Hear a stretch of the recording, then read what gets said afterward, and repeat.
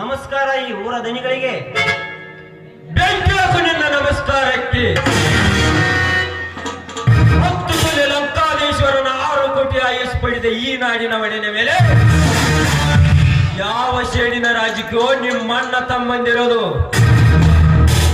ನಾ ಹೇಳಿದ ಕ್ಷಣದಲ್ಲಿ ನಿನ್ನ ತಮ್ಮನನ್ನು ತಂದು ನನಗೆ ಒಪ್ಪಿಸಿದರೆ ಸರಿ, ಇಲ್ಲವಾದರೆ ನನ್ನವರು ಅವನು ತಲೆ ಕಿತ್ತು ತಂದು ನನಗೆ ಒಪ್ಪಿಸಿದ್ದಾರೆ. ಜೋಕೆ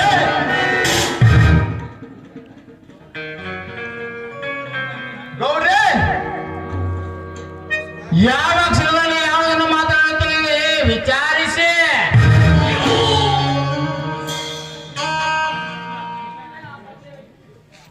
ನೀವು ಈಗಲೇ ಆ ಬಂಗಲೆ ಭೀಮನ ವಿಷಯಕ್ಕೆ ಬಂದಿರಿ.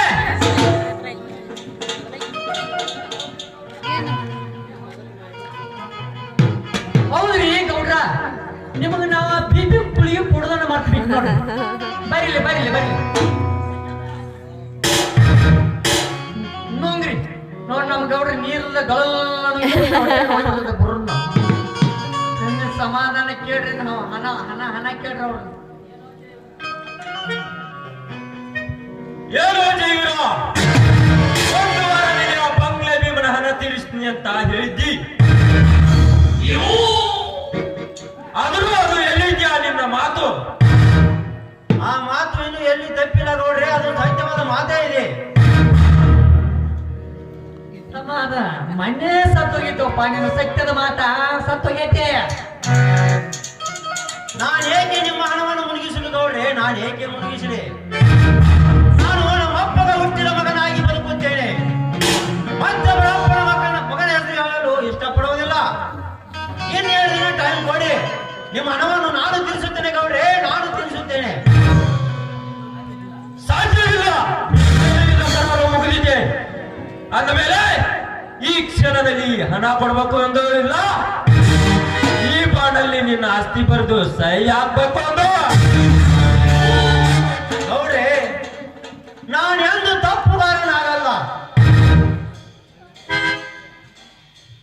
ಅವನ ಹಣ ಕೊಡುವವರೆಗೂ ನನ್ನ ಊರ ಮುಂದಿನ ಹೊಲ ನನ್ನ ಮನೆಯನ್ನು ಬರೆದುಕೊಡುತ್ತೇನೆ. ಆಯ್ತು ಗೌಡ್ರೆ? ನೀನು ಬರಲ ವಾಯಿಗೆ ಮುಗಿದಿದೆ. ಒಂದು ವೇಳೆ ಅವನ ಹಣವನ್ನು ತಂದು ಮುಡಿಸಿದ್ರೆ ನಿನ್ನ ಹೊಲ ಮನೆ ನಮ್ಮ ಕಬ್ಜಾಗುತ್ತೆ. ಹುಷಾರ್. ಈಟೇಂದ್ರ, ಕೊಟ್ಟ ಮಾತಿಗೆ ತಪ್ಪಿ ನಡೆಯುವ ಕುಲ ನಂದಲ್ಲ, ಹೇಳಿ ವಂಶವು ನಂದಲ್ಲ.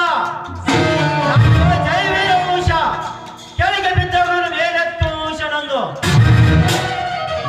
ಕಣ್ಣೀರು ಬರೋರಿಗೆ ಕಣ್ಣೀರು ಓರಿಸುವ ವಂಶ ನಂದು ನಂದು. ನೀವು ಯಾವ ಕಲರ ಪತ್ರ ಕೊಡ್ತೀರಿ ಕೊಡ್ರಿ, ಅವನ ಹಣ ತಂದು ಮುಡಿಸುವವರೆಗೆ ಅದಕ್ಕೆ ಸಹಿ ಹಾಕಿ ಬಿಡುತ್ತೇನೆ.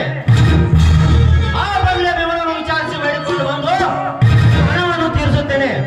ತಗೊಂಡಿದ್ದಾರೆ, ಸಹಿ ಮಾಡುತ್ತೇನೆ. ನಾನಿನ್ನು ಬರುತ್ತೇನೆ ಗೌಡ್ರೆ. ಎಲ್ಲೋ ಇನ್ನೊಂದು ವಿಷಯ, ನಿನ್ನೆ ದಿನ ನಿನ್ನ ತಮ್ಮನನ್ನು ತಂಗಿನ ಕರೆದು ಏಕವಚನದಲ್ಲಿ ಮಾತನಾಡಿದಂತೆ ರೇಪ್ ಮಾಡಲು ಕೆಣಕಿದಂತೆ ಸರಿಯಾಗಿ ತಿದ್ದಿ ಬುದ್ಧಿ ಹೇಳು, ಇಲ್ಲದಿದ್ದರೆ ನಾನು ಅವನು ಒತ್ತು ಬುದ್ಧಿ ಕಲಿಸಬೇಕಾಗತ್ತೆ, ನೆನಪಿರಲಿ. ಗೌಡ್ರೆ, ನನ್ನ ತಮ್ಮನಿಗೆ ತಿದ್ದಿ ಬುದ್ಧಿ ಹೇಳುತ್ತೇನೆ. ನಾನು ಬರುತ್ತೇನೆ ಗೌಡ್ರೆ, ಬರುತ್ತೇನೆ.